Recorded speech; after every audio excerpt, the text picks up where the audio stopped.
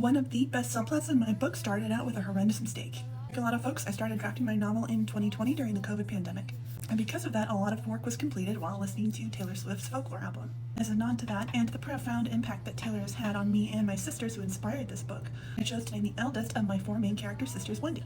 It wasn't until about the third draft that I remembered that J.M. Barrie created the name Wendy for his play Peter Pan, which premiered in America in 1905. A 29-year-old woman who was living in the year 1928 would have been born in the year 1899, making it literally impossible for a character who was born in 1899 to be named Wendy.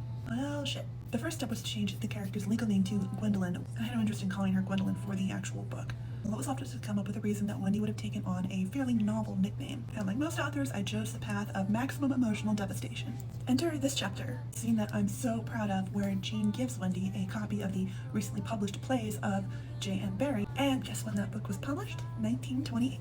Together they revisit that memory of a night when the two of them went out to see a bootleg performance of Peter Pan before their younger sisters were born.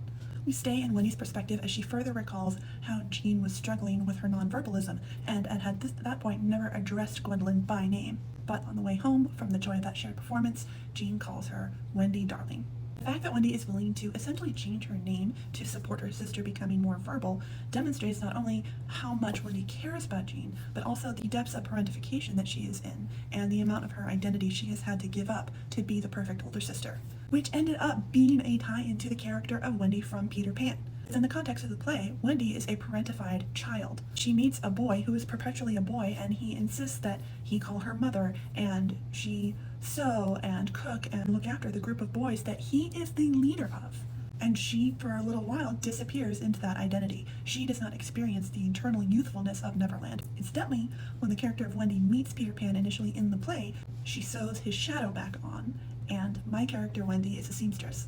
The final fun Easter egg is that because they were watching a bootleg low-grade performance of Peter Pan, it called back to the 1960 Broadway stage recording of Peter Pan that my sisters and I had on VHS when we were children, which we watched over and over again. My two elder sisters used to perform scenes and songs from that play, like Wendy and Jean do from the actual play for their younger sisters once they come along. And like Wendy, my overly parentified oldest sister used the familiar patterns of lines to help me work through my nonverbalism, which was due to undiagnosed autism. This is now an evidence-based technique for helping children with nonverbal autism. This is an amazing chapter, and I'm so proud of it. It's available to read for free on my Substack. I hope you enjoy reading this scene as much as I loved writing it.